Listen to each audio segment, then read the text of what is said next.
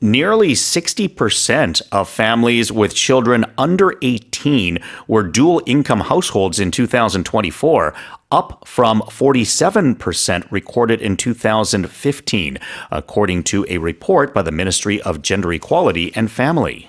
여성가족부 보고서에 따르면 지난해 기준 18세 미만 자녀가 있는 국내 맞벌이 가구 비율이 60%에 달해 2015년에 47%보다 크게 증가한 것으로 집계됐습니다.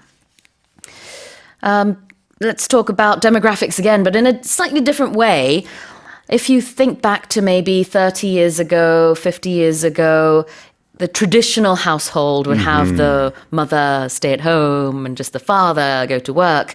That is no longer the case, not only because of the role of the genders changing, but because financially, you can't just live off of one person earning money. Yeah, and I think this is something that America went through maybe earlier, and you're seeing this more and more in Korea, where you do have both the parents working. And what's interesting that I found is among households with children aged 6 or younger, the proportion of dual income families rose even more dramatically, climbing 15 points all the way up to 53.2%. 네, 그러니까 지금 얼만큼 그 비율이 늘었느냐 이걸 좀 보게 되면은 18세 미만 자녀가 있는 맞벌이 부부들 같은 경우에는요.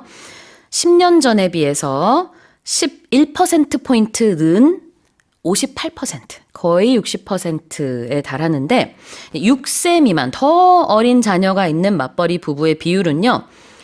2015년에 비해서 현재 이제 53%인데 예전엔 38%였으니까 15%포인트 늘었습니다. So the increased amount or the percentage is bigger for families with younger children, although the overall percentage is more for parents with children under 18. And this is understandable. Yeah. Part of that could also just be because if your children are younger, then you might be younger as well and still be in an office setting where you're employed and perhaps had an easier time of getting time off of work. I think for the newer generation, companies are a little more sensitive to that than they were in the past, I would think. Yeah. I mean, we have all these figures here, but just in layman's terms, basically, more families with young children are deciding that both parents have to work. Yes. And that's why now we have more and more of these parental leave policies at companies. Otherwise, how is this society going to work? Yeah. And benefits for, childcare if you have two parents that are working. Exactly. All right, so let's look at the term children under 18. Children under 18 is kind of a long way of saying, kids under the age of 18. Sometimes what we use actually is we'll use the word children of minority age. Okay. So we have two different things. We'll say minority and majority. So majority being that you're an adult. So you're aged 18 or over. Or kids that are under 18, we'll actually call them minors. Yes. Right?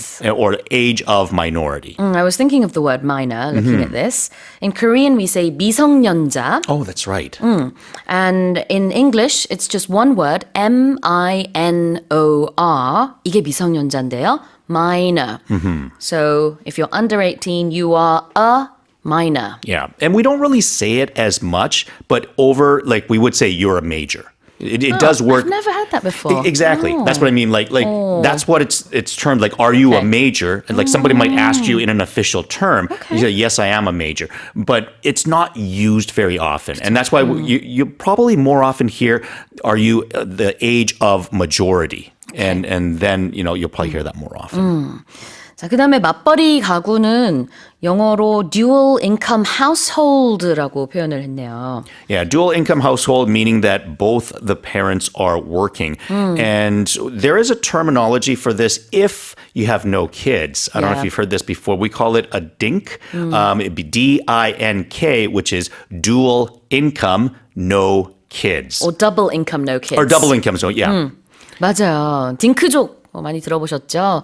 Double income, no kids. 맞벌이 부부이면서 아이가 없는 상당히 오래된 표현이기는 한데 이렇게 사시는 분들도 계시겠지만 지금 보고 있는 거는 어린 자녀가 있는 그런 가구들 중에서 맞벌이 부부가 있는 집들이 뭐 대부분인 것 같습니다. 뭐 다 이제 50%는 넘었어요. 아이가 몇 살이든지 간에. 6살 기준으로 봐도 그렇고 18살을 기준으로 보면 더 그렇고 맞벌이 dual D-U-A-L 그다음에 하이픈하고 소득이라는 뜻의 income dual income household 다시 읽어보겠습니다.